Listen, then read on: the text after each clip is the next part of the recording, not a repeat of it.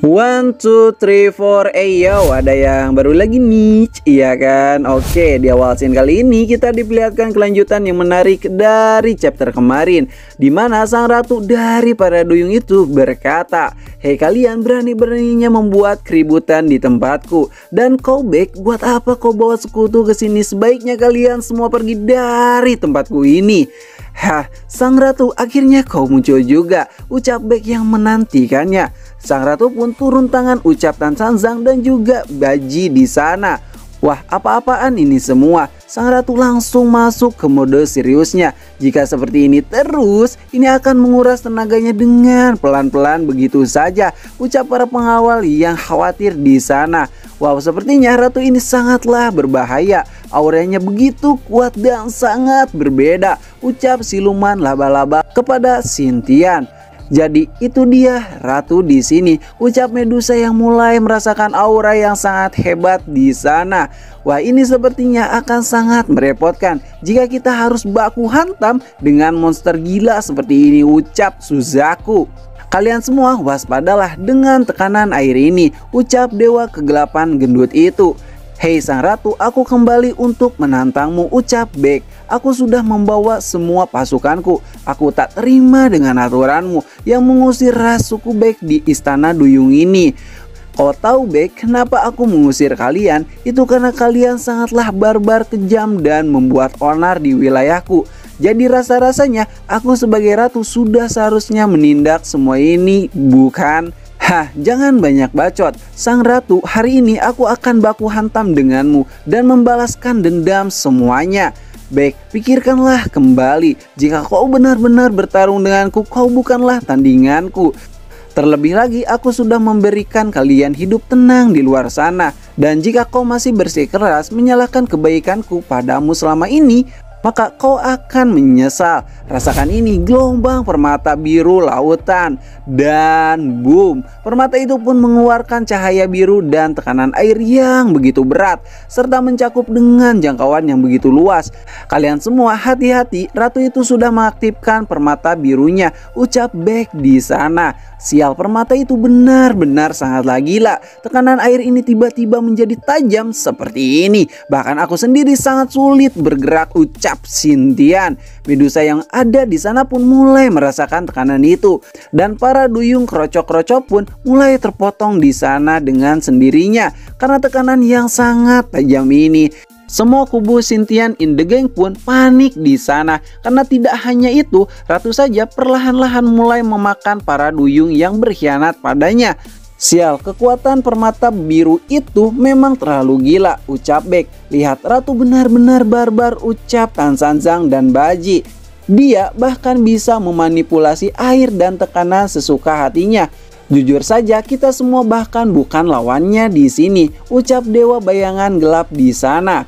Sang kaisar, ratu duyung ini mendominasi jalannya pertempuran ini. Jika kita lanjutkan baku hantam di sini, ini akan terlalu memaksakan. Terlebih lagi, sutra tidak ada di sini. Bukankah seperti itu, Kaisar? Ucap siluman laba-laba yang menganalisis di sana. Wah, analisismu boleh juga. Kau bahkan sepemikiran denganku. Kau tahu mereka juga tidak akan diam selamanya di sini. Kita hanya perlu menghadang mereka kembali di dataran atau di daratan. Kalau begitu, para dewa kegelapan semuanya kita mundur dan tinggalkan tempat ini. Serta tinggalkan Tan Sanzang. Dia hanya membuang-buang waktu kita di sini, ucap Xintian. Ayo menuju pantai berikutnya. Hei Xintian, kenapa kau mundur begitu saja? Bukankah kau berjanji kepadaku akan ikut baku hantam di sini? Hei, tentu saja aku akan membantumu jika sutra sudah ada di tanganku. Kekuatan siapapun tidak akan ada yang bisa menandingiku. Apa kau mengerti? Ucap Xintian. Begitu ya. Kalau begitu, ayo kita mundur semuanya, ucap Bek yang menarik semua pasukan duyungnya. Hahaha, tapi sebelum kita pergi, aku akan memberikan hadiah untukmu, ucap dewa kegelapan itu. Sesuai permintaan Xintian, inilah kado dari kami. Hah, cairan apa itu? Gawat, itu adalah cairan beracun yang bisa membuat terumbu karang menjadi tercemar seketika, ucap Tan Sanzang.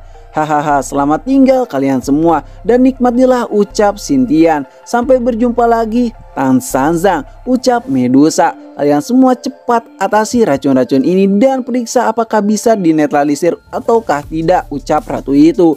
Wah, ini tidak bisa diperbaiki. Racun ini begitu ganas dan juga barbar, ucap para prajurit itu. Gawat, tempat tinggal kita benar-benar tercemar. Tan Sanzang, kau mengundang mereka ke sini dan membuat kerajaanku menjadi seperti ini. Hei sang ratu, kejahatan yang datang ke sini. Apakah kau berpura-pura tidak tahu akan hal itu? Ucap Tan Sanzang. Tiba-tiba di saat mereka sedang berbicara, si prajurit putri susu itu pun berkata, "Aku akan membalas perbuatan mereka kepada kita. Jadi tolong izinkan aku, ratu, untuk bergabung dengan Tan Sanzang agar bisa baku hantam dengan mereka. Tapi kau juga harus ingat, Su, kalau kekuatanmu akan turun drastis jika kau baku hantam di daratan. Tenang saja, ratu, aku yakin aku bisa menjaga diriku serta baku hantam di daratan. Apa boleh buat jika kau benar-benar sudah bertekad bulat. Guru Tan Sanzang, aku titip anakku yang satu ini padamu. Dan kau harus kembali dengan selamat," ucap ratu itu. Lalu sang ratu pun menggunakan sisa-sisa kekuatan sebelum ia tertidur lagi untuk membersihkan racun-racun yang merusak rumah para duyung itu. Para murid Tan Sanzang pun merasa menyesal di sana karena mereka tidak bisa berbuat apa di saat baku hantam tadi. "Hei Bailang, guru Tan Sanzang menunggumu di suatu ruangan. Katanya dia ingin melatihmu," ucap duyung itu. "Sebentar lagi kita akan pergi dari tempat ini. Bailang, ayo kita berlatih. Seberapa kuatkah kau sekarang untuk bisa mengikuti perjalananku kali ini?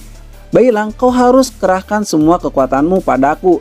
Karena jika tidak, sekarang tidak akan ada ampun lagi bagimu," ucap Tan Sanzang. "Baik guru, aku harus benar-benar bersungguh-sungguh agar guru bisa mengakuiku," ucap Bailang. Dan baku hantam pun dimulai. Bailang pun menyerang dengan gerakan cepatnya di sana. "Cakaran serigala, rasakan ini guru," ucap Bailang. Akan tetapi tiba-tiba Bailang pun terkena pukulan cepat dari Tan Sanzang yang membuat Bailang kesakitan di sana. "Kau terlalu lambat, Bailang." Lalu Bailang pun mencoba menyerang lagi, akan tetapi Bailang terpental untuk kedua kalinya. "Ayo Bailang, berdirilah," ucap Tan Sanzang. "Coba kau bangkitkan semua siluman yang ada di dalam tubuhmu dan marahlah kepadaku. Aku ingin melihatnya," ucap Tan Sanzang. "Guru, apakah kau benar-benar serius akan hal itu?" Di saat mereka sedang mulai serius, tiba-tiba seseorang duyung pun berlari di sana dan berkata kepada Baji dan juga Wujing, "Lihatlah gurumu Tan Sanzang sedang baku hantam dengan Bailang, tapi aku merasa ada yang aneh." Lalu mereka pun bergerak untuk memeriksanya dan Bailang pun dihajar habis-habisan di sana. "Bailang, kau benar-benar masih lemah. Jika kau tetap begini, kau sebaiknya tidak usah ikut denganku. Karena melawan Yuan Yin Tianzu, kekuatan seperti ini tidaklah akan ada gunanya. Itu hanya akan sama saja mengantarkan nyawamu padanya. Sial, aku tidak berguna. Padahal di dalam tubuhku sudah ada banyak sekali kekuatan siluman. Kak Shao sang naga, siluman mimpi, dan juga Yihu yang sangat kuat. Kalau begitu aku mengerti guru. Apa yang guru inginkan? Kau ingin melihat kekuatanku dan semua siluman ini sekaligus, guru, ucap Bailang di dalam hatinya. Dan Bailang pun mulai berteriak di sana serta mengerahkan semua tenaganya sambil menangis. Dan chapter kali ini pun berakhir di sini. Terima kasih sudah nonton channel ini. Like aja jika kalian suka, dislike aja jika kalian tidak suka. Kami ceritain pamit dan sampai jumpa di next video. Bye bye.